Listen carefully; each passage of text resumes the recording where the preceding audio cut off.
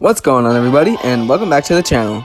Today we go into a sort of a weird what if, which is going to be, what if the humans were turned into androids? How will the humans changing into androids drastically change out the timeline?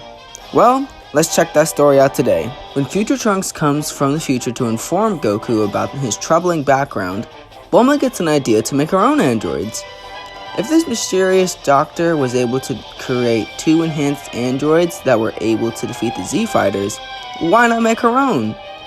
Bulma would gather Krillin, Tien, and Yamcha and ask them if they would undergo an android process. Tien would be on edge, but Bulma would say that they would be getting good benefits of the androids and a little extra. After hearing about the upgrades, they would accept, and Bulma would begin her work. This work would take a year of trial and error, but soon enough, the humans would have infinite energy. Since Bulma would have been experimenting on Yamcha, the two would have been able to make up, as it would be awkward for them until one would break. This means that Yamcha and Bulma would have a child, a baby girl named Bulma. During this time, and since the two are at Capsule Corp, Yamcha and Vegeta become stern rivals, as Yamcha's infinite stamina would keep Vegeta on his toes.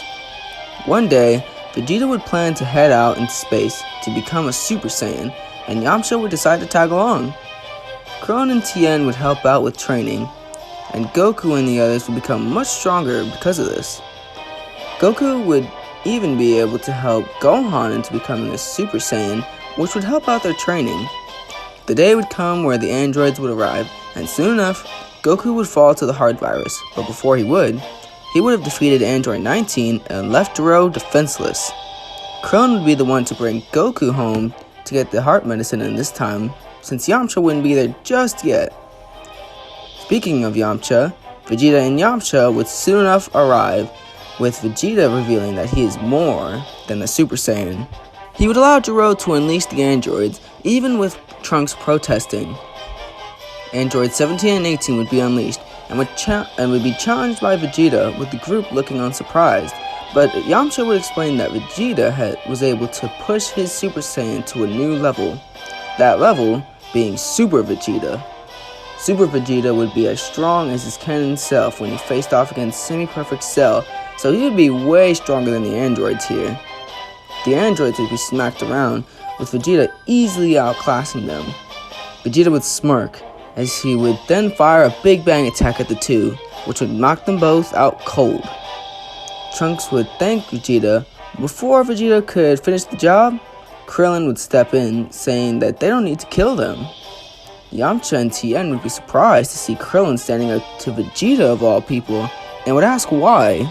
They would try to remind Krillin that they've been training to defeat the androids, but Krillin would continue saying that they were given an option to get stronger, while these two were made to become insane killers by the doctor. Vegeta would be getting irritated and tells the shrimp to get out of his way. He won't ask again. Krillin would be scared, but he would stand his ground, with Vegeta then aiming his hand towards Krillin's face, charging up another Big Bang attack, until Yamcha tells Vegeta just to drop it.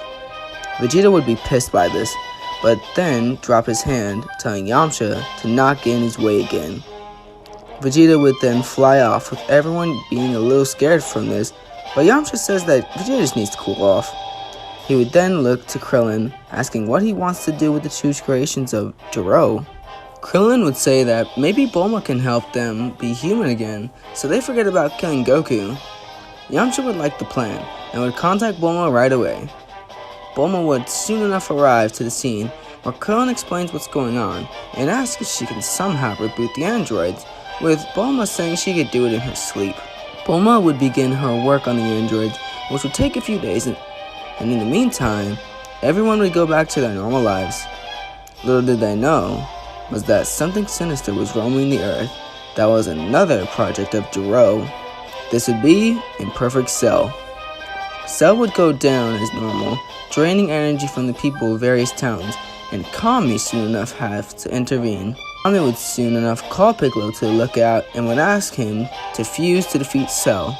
Piccolo would fuse together and head to face off against Cell, and it would result as normal, but now, Cell knows that the androids are at Capsule Corp. At Capsule Corp, Trunks would be asking about what happened since he left, and Bulma would explain that she had an idea to create the humans into androids, to fight fire with fire per se. Trunks would then ask about Bulma's daughter, with Bulma replying that her daughter's name is Bulma. Trunks' stomach would hit the ground after hearing who the father is, and would wonder how he is even still alive. Oh well, he can't argue. He does prefer to be alive after all. In her research of the androids, Bulma would create a remote that could destroy their bombs within, so would take the remote back to the future and destroy the androids without any hesitation. Right after Trunks leaves, Bulma prepares to head back to work until a strange bug-looking being steps out of the shadows. Bulma would be horrified to see the giant bug with Cell saying he won't hurt her if she knows where the androids are. Bulma would ask why he wants the androids, and he would say that he wants to become perfect, and the only way to do that is to absorb those two twins. Bulma would then ask what he's going to do once he becomes perfect, with Cell chuckling, saying that he will spread the same fear she feels around the world. Bulma would then smirk, saying that's not going to happen.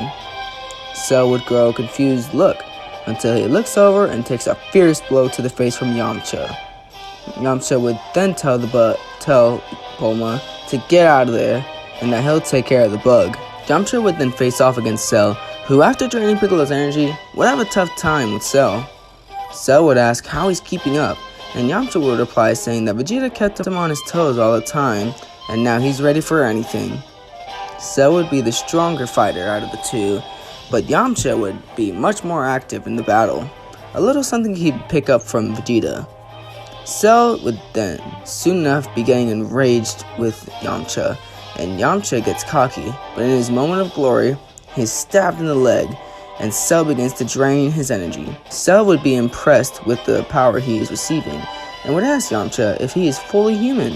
Yamcha would cut off his tail with a wolf fang fist, and would back away, but he would be in trouble now. Cell would use Yamcha's stolen energy against him, and begin to demolish Yamcha.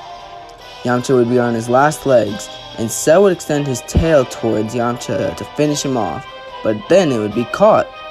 Cell would look up to see who caught it, with Vegeta in front of him, and Vegeta butt punches Cell away. Cell spits up blood as he stammers back, with Vegeta telling Yamcha if he didn't get cocky, he could have finished him.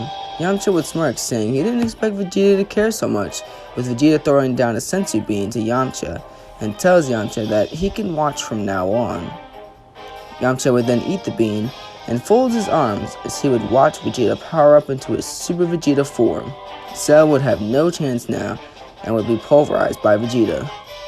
Vegeta would prepare to finish Cell, until Cell tells him that he can become stronger. Vegeta would raise an eyebrow to this, and Cell would continue saying that if he allows him to absorb the androids, he can give Vegeta a real challenge. Vegeta thinks this over, and then helps Cell up, with Yamcha yelling no. Cell then stretches out his hand to shake on it, and Vegeta raises his arm, but then slams his fist through Cell. Vegeta then tells Cell that his friend over there has just gotten a family. He'd be damned if he allowed Cell to wreak havoc around the world. Vegeta throws Cell up and fires a final flash at Cell, which finally destroys the creation of Jiro. Yamcha would then punch Vegeta, saying that wasn't funny, with Vegeta saying it was a little funny. With this, peace has returned, thanks to Vegeta of all people. Now, you may be asking yourself, wouldn't Vegeta's ego allow Cell to become perfect, like in canon? The reason why Vegeta didn't allow Cell to become perfect in this story is because Vegeta would have grown a level of respect for Yamcha during their training, and Vegeta didn't believe making Cell stronger would really give him a challenge, so he would just drop the idea.